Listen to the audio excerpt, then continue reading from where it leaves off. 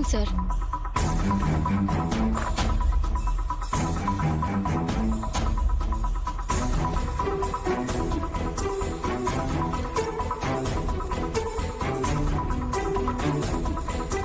Karthik sir வந்தாச்சு.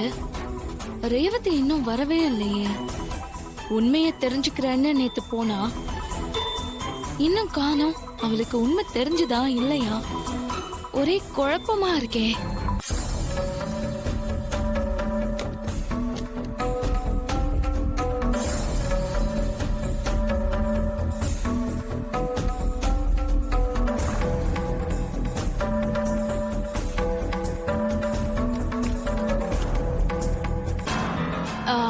என்ன ரேவதி? சார பாக்கணும், அவருதான் உன் தாத்தாவோட உண்மையான பேரனான்னு தெரிஞ்சுக்கணும்னு நேத்து போனியே, என்ன ஆச்சு? நேத்து சார பாத்தியா? பார்த்தேன் பிரியா. நான் சந்தேகப்பட்ட மாதிரியே சார் என்னோட சொந்த அத்தை பையன், தெரியுமா? என்னது? எம்டி சார் உனக்கு அத்தை பையனா? ஆமா பிரியா. இவ்வளவு நாள் சாருக்கு இந்த விஷயம் தெரிஞ்சுமே என்கிட்ட சொல்லாம விட்டுருக்காரு. போச்சு, சந்திரா மேடம் அவ்வளவு தடுத்தோம் இவளுக்கு எல்லா உண்மையும் தெரிஞ்சு போச்சு. இப்ப என்ன பண்றது? என்ன ரேவதி, எங்க போற? என்னோட அத்தை பையனை பார்க்க போறேன். அத்தை பையனா?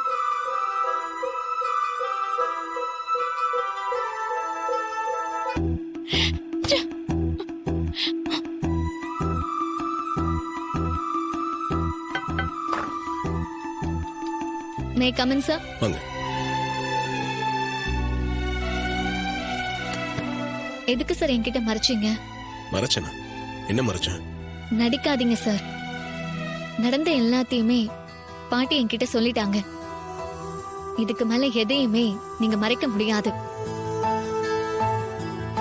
நான் மறைக்கணும்னு நினைச்சிருந்தா பாட்டி கிட்ட இருந்து நீங்க எப்படி உண்மையை தெரிஞ்சிட்டு இருந்திருப்பீங்க?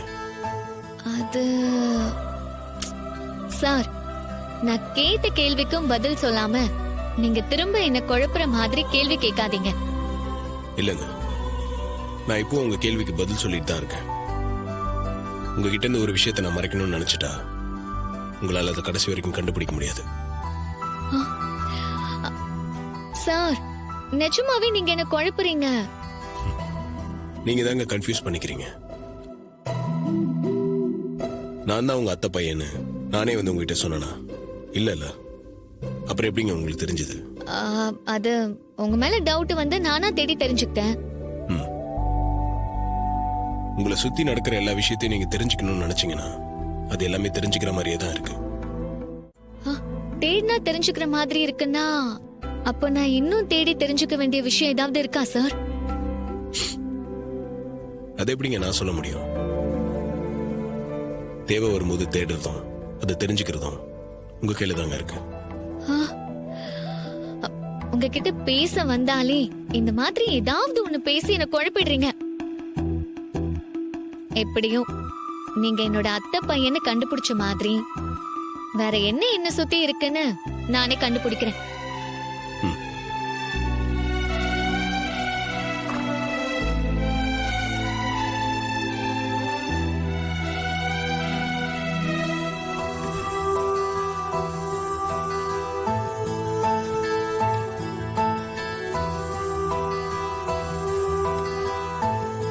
நானே குழப்பத்துல இருக்கேன், இன்னொரு இன்னும் குழப்பி விடுறாரு. கண்டுபிடிக்கிறேன்.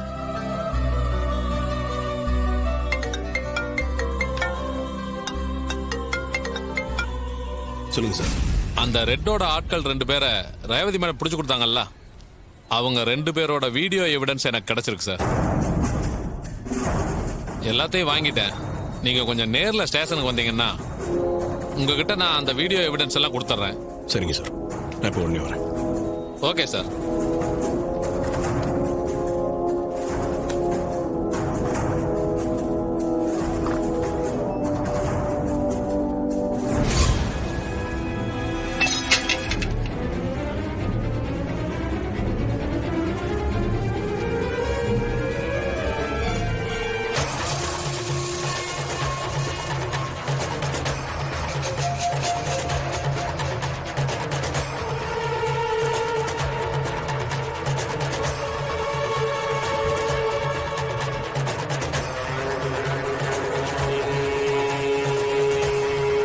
என்னாச்சு? சார் சாரி சார், தெரியாம கீழே விழுந்துருச்சு சார், மன்னிச்சிடுங்க சார். ஓகே, பார்த்து வேலை செய்யுங்க. ஆ.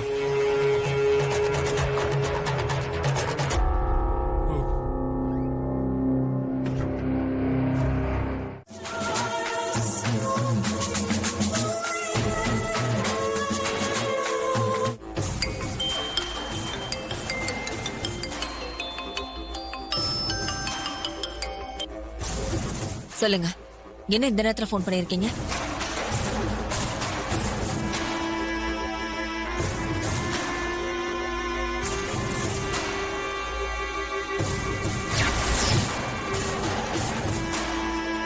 என்னது, ரேவதி ஆக்சிடென்ட் பண்ணவன் உங்ககிட்ட மாட்டிருக்கானா? ஆமா சந்திரா,